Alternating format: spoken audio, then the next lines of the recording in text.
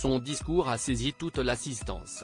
La 49e cérémonie des Césars a été largement marquée par le témoignage de Judith Godrèche sur les violences sexuelles subies alors qu'elle était mineure.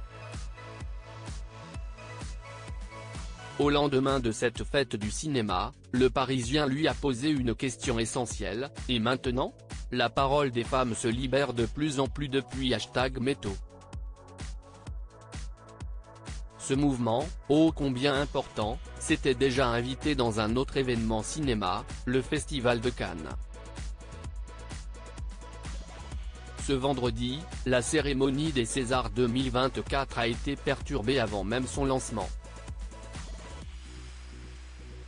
En effet, un mouvement de soutien à Judith Godrèche s'est formé devant l'entrée de l'Olympia de Paris.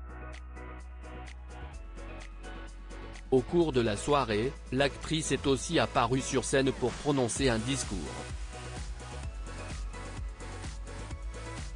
Dès son arrivée dans la salle, les invités se sont levés comme un seul homme pour l'applaudir pendant de longues minutes.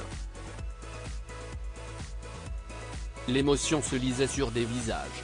Elle est devenue de plus en plus forte, au fur et à mesure du discours de la présumée victime des réalisateurs Jacques Doyon et Benoît Jacot. Ce samedi 24 février 2024, c'est auprès du Parisien que Judith Godrèche s'est confiée sur ce moment. Judith Godrèche veut savoir ce qu'on va faire maintenant. J'ai été très touchée par le fait que les gens se lèvent. Mais ce que veut vraiment dire cette standing ovation, on le saura dans les jours qui viennent, tempère celle qui a reçu le soutien d'Anouchka Delon après son discours. Si c'est l'expression d'un sentiment commun, alors ça se traduira par des actes.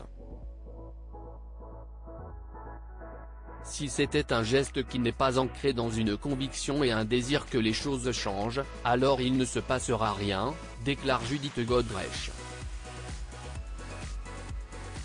Ce discours, elle ne l'a pas écrit pour ajouter son nom à une triste liste. J'ai écrit ce discours pour qu'il fédère, qu'il suscite un changement. Je n'ai pas besoin qu'on me couvre de crème chantilly, qu'on me dise qu'on me comprend. Je veux savoir ce qu'on va faire maintenant. Mon propos, c'était, et maintenant, agissons. En finir pour de bon avec le silence, voilà le souhait le plus cher de Judith Godrèche. Malheureusement, c'est toujours auprès du Parisien qu'elle a dressé un triste constat: ceux qui m'ont envoyé des messages, après son discours, se comptent sur les doigts de la main.